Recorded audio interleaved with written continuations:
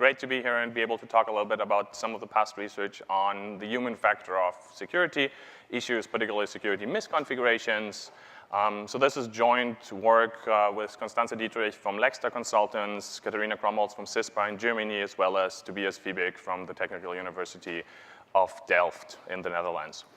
I'm sure many of you remember Equifax from essentially their incident that happened in 2017. Just to bring everybody back on the same page, what happened in the Equifax incident and the Equifax breach was basically that they lost the information of around 150 million between and possibly up to 190 million, largely US citizens, including social security numbers, potentially passport information.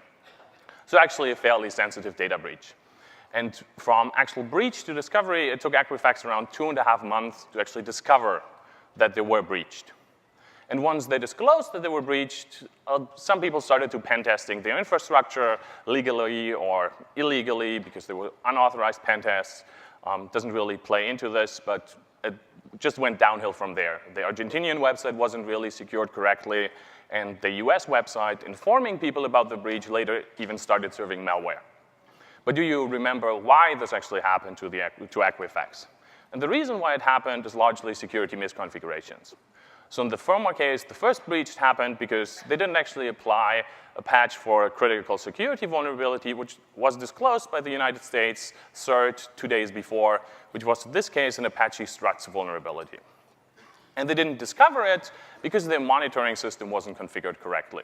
So in this case, they had an expired certificate. So they weren't able to actually look at encrypted traffic happening on their network. And once they actually fixed the first misconfiguration, in this case, actually replacing the certificate and suddenly noticing, well, there's some kind of encrypted traffic on our network which we should be able to take a look at, but we currently aren't, they started to immediately notice that they were breached. In the case of the Argentinian website of Equifax, it was even simpler. In this case, the username was admin, and the password was also admin. So in both cases, it was really a security misconfiguration that led to a security incident rather than a potential 0 day which somebody was discovered. So what we're trying to do in this research is we're trying to figure out what are misconfigurations exactly, how do they happen, and in which case do they actually lead to security incidents. So why do these misconfigurations occur? And then once we've answered these questions, we can go one step further, and we can actually start answering the question, how can we actually prevent misconfigurations in the first place? So how do we prevent security misconfigurations? By possibly improving either what the responsible people do or what the organizations do. The question here is, of course, what is actually the reason why we're deploying security? And the reason why we're deploying security is, of course, we want to ensure the safety. In this case, the safety of data, the safety of the computers that you are on your network, which in turn you're doing to protect the data that you have. And in our case, in the case of IT systems, the people responsible for this are, of course, operators, be that system operators or be that network operators. So what we did in our research is we did an empirical survey of operators, of both network operators and system operators. We started by doing a qualitative study to understand what kind of misconfigurations happen, what kind of misconfigurations occur in the practice. And then we also started to wanted to understand what are the contributing factors of why misconfigurations occur. What might lead to security misconfigurations in practice. And then once we've actually received some anecdotal evidence of how misconfigurations occur in practice, we tested them by doing a quantitative study and quantitative survey over a larger group of operators. And in our case, just looking at the demographics of the operators that we've surveyed, we have around almost 200 operators from largely Western Europe, and then a few operators from different locations around the world. So we are largely based in Germany, simply because at the time, the majority of the authors were based in Germany. And then also looking on the demographics, there's of course a question whether this generalizes from Western Europe to the United States, which is at this point unclear, but we expect so. In terms of age, education, and work experience, we also have a fairly diverse set of operators. So we have operators which are aged between primarily 25 and 35, as well as 35 and 44 years old. Then, which might surprise you a little bit, is that from an educational point of view, we have a lot of operators who have a master's degree. The reason here being our set of operators is primarily based in Germany, at which point it was still common, and it is still common, to do both a bachelor's and a master's rather than just going into industry right after your bachelor's. And similarly, the people in the age group of roughly 30 to 44 years old didn't even have a chance to basically go to industry right after a bachelor's, but they had to do a consecutive master's on top of it, which at the time was called a diploma in Germany.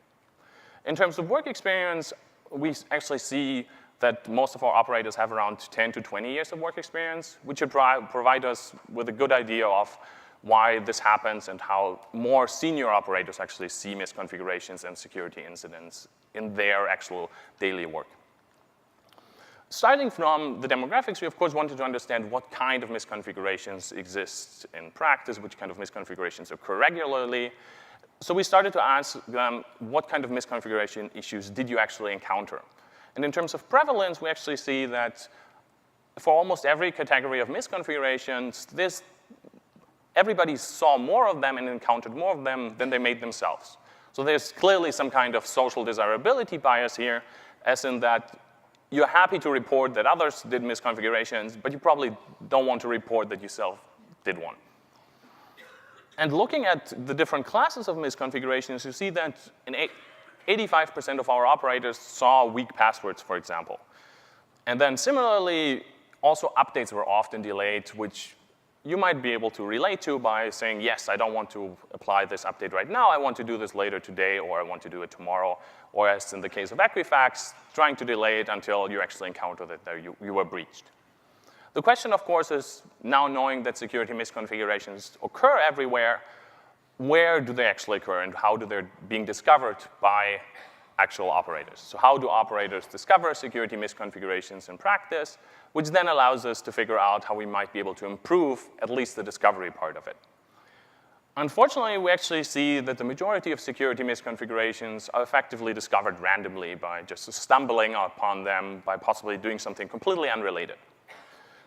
On the other side, we also have various parts which we can actually actively improve and actually encourage to be doing more of, which help to actually find security misconfiguration. In this case is we can improve and do more audits. We can do more monitoring. We can improve on testing. And we can also just basically make it easier for operators to participate in conversing with the other operators to understand what kind of misconfigurations they might have made, what kind of impact these misconfigurations, what they might have on the systems that they're operating, so that then they can mitigate them and basically realize and fix them before a security incident occurs. The question, of course, just discovering doesn't really give you much insight into why these misconfigurations happen. Just because you were able to discover them, this is not where you want to attack them. You want to actually tackle security misconfigurations by making it more difficult for them to actually be made by your operators. And for that, you need to understand what the reasons are for why misconfigurations occur. So we also asked operators, of course, what kind of reasons they saw. And interestingly, in terms of reasons for misconfigurations, we split this in 3 different categories. So you have personal reasons, environmental reasons, which also includes organizational reasons, as well as system-related reasons. So these are reasons which relate to the system that the operator really needs to manage. For example, the switch that they need to configure or the Windows machine that they need to configure. And interestingly, what we found is that the 2 most common anecdotal reasons that are given by operators and by other people are not actually the most prevalent reasons for security misconfigurations occurring, and that is unqualified leadership or financial decisions. They actually have the least impact on why security misconfigurations occur. And the reasons why misconfigurations occur, why operators at least believe misconfigurations occur in practice, are actually a lack of knowledge, as well as that there's no shared responsibility, and that you as an operator are responsible for a system alone, and if you made a mistake, it's effectively your own personal failure if there's a misconfiguration, which is not something you actually want to encourage. Interestingly, we didn't stop with just trying to understand the reasons, but we also wanted to understand what kind of opinions do the operators hold about the companies that they work at, and if they might be related to security misconfigurations, if they might actually be contributing factors to it. So in our case, we asked them, for example, if the software or hardware that if it's certified, if it means that it's secure. And unsurprisingly, the large majority of operators actually say, no, just because it's certified doesn't mean it's actually secure. And I want to focus on a few different parts here. And specifically, I want to focus on the parts that operators don't believe that their own company is budgeting that they might make mistakes. Effectively, the companies assume that operators are perfect, which, of course, as we all know, humans aren't perfect. Humans are making mistakes, and at some point, this mistake might translate to a security incident for you. Interestingly, it's also that operators don't actually trust the tools and the equipment that they're using, which might lead to effectively a not invented here syndrome, where operators start to roll their own system administration tools at every single point, rather than possibly relying on tools which might have not worked initially, but now started to work much better. And then, even worse, there's the part that a lot of operators believe that security incidents, reporting them, is not actually important, but rather it's not even taken seriously. They don't even feel the need to report a security incident that they might have encountered because they don't believe that this actually will have a potential impact on their general security posture of the organization that they're in. Fortunately, not all hope is lost here, because at least the direct supervisor usually understands what they're doing, which should help to actually communicate potential security incidents or misconfigurations to them, which might make it easier to actually take it up to the chain to higher management. I want to zoom in on two different parts here. And specifically, I want to zoom in on the part of tooling and whether all operators trust the tools and the equipment that we're using. And that's actually not the case. And in fact, it actually correlates with experience of the operator. And specifically, junior operators, the ones you're actually new in the job, if you're still green, then you actually still trust the tools that you're using. You're still trusting whatever tools you're given by your organization to actually deploy, and you're not necessarily manually verifying it after the fact. Junior operators, after around 1 to 3 years, they might have realized that they got burned a few times, that whatever the tool told them wasn't actually true. So they start to trust them less. I'm sure a lot of you can relate trying to automate some things, which then doesn't really work. And then suddenly you have to manually verify it every single time. And then ultimately, senior operators effectively don't trust them anymore. And they're just like, yes, no, I do not trust any tools at effectively the entire spectrum. In terms of budgeting for the inevitable human error, we found effectively there are 4 largely contributing factors to it. And A, there's essentially the factor of insufficient quality assurance. So for example, that you're not having enough testing, you don't necessarily have a staging environment, you might not have a development environment, but you're forcing your operators to immediately deploy to production. Similarly, it might be simple time pressure and work overload by not having enough operators, or forcing operators to schedule downtime in the middle of the night on Saturday every other week, which of course drains them in terms of work-life balance, which is not necessarily something you might want to encourage. And on the same side, you also have the part that sole responsibility is a reason that a lot of operators do not have the problem that a mistake might be made and nobody else is there to catch it. Nobody else is there to point to them and say, you might want to think about this again. You might want to consider that this might actually be a bad idea. You might want to change the cipher suite because the combination of the two actually is less secure than if you just omit it entirely. And then additionally, you also have the part which is just an inherent problem in security, the cultural gotcha mentality of starting to point fingers and not allowing people to make mistakes, but rather saying hey, I told you so, this is going to be insecure, why did you do this? Rather than trying to figure out why this might have happened in the first place and what might have led to the security misconfiguration happening and what organizational reasons you can work on to actually improve it and make it less likely that they happen in the first place. Fortunately, we also have the benefit that individuals actually learn from security incidents. So if your company is actually impacted by a security incident, it actually results in your operators becoming more security aware. So it's not all hope is lost here, but rather once they start being part of a security incident, they start looking at them more carefully and looking and thinking more about the configuration that they make and if they might cause a security misconfiguration. The question, of course, is just because your operators learn, does this actually mean that this has an impact on generally your entire organization, or does your entire organization stay the same and basically nobody's doing anything? Fortunately, just a simple security misconfiguration already improves the organizational position, as in we notice a security misconfiguration and security is going to get better at that point. Procedures are being put in place to improve security. Unfortunately, just because you found a misconfiguration which might have had a severe impact, if it would have led to an incident, organizations still learn significantly more from actually being breached rather than playing out how a security misconfiguration might have been exploited to then being breached. And even worse is that in a lot of those cases, these changes are actually not permanent. But after a few years, these changes effectively roll back because whatever is being put in place is often being put in place too rapidly. So it doesn't actually help and it doesn't actually improve the process. It just usually just makes it a little bit harder, makes it a little bit more difficult. So in that case, it's not being adopted as a general standard at the organization or general procedure, but rather it is just quickly adopted to then make it improve security for a year, for 5 years. But in 10 years down the road, your security is as bad as it was initially.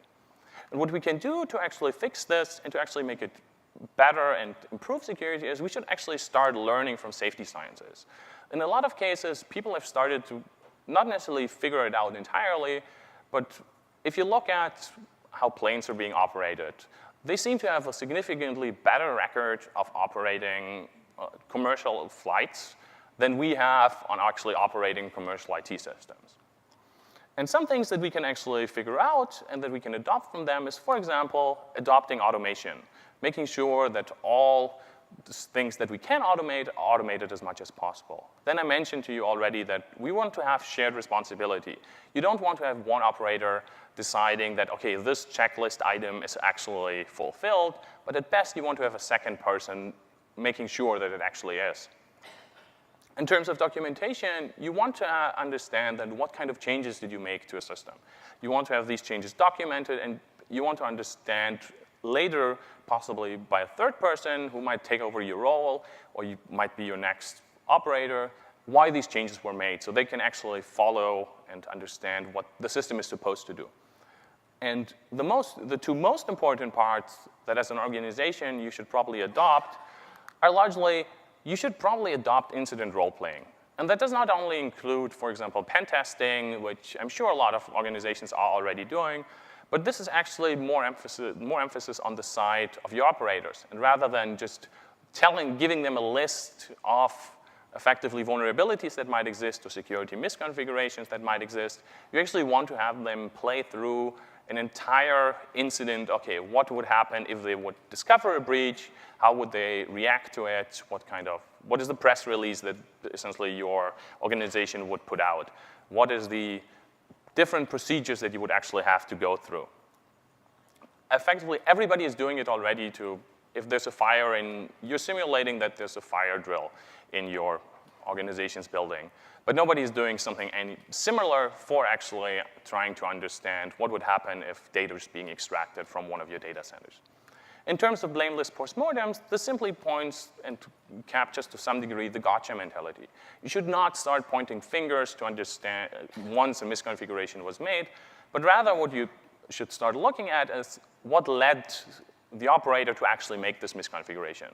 You should not start appointing blame. And even if you argue that you have a blameless postmortem and you're not appointing blame, if at some point in the process you're at least appointing a little bit of blame, this actually erodes a lot of trust that your operators and your employees have in leadership. Because at that point, they're not actually comfortable speaking out anymore. They're not comfortable pointing to security misconfiguration or incidents because they feel it's either personal failure or they're being essentially cast as a scapegoat in this case. So overall, what you should be doing is don't be the next Equifax, and instead, you should choose your own mistakes. Thank you.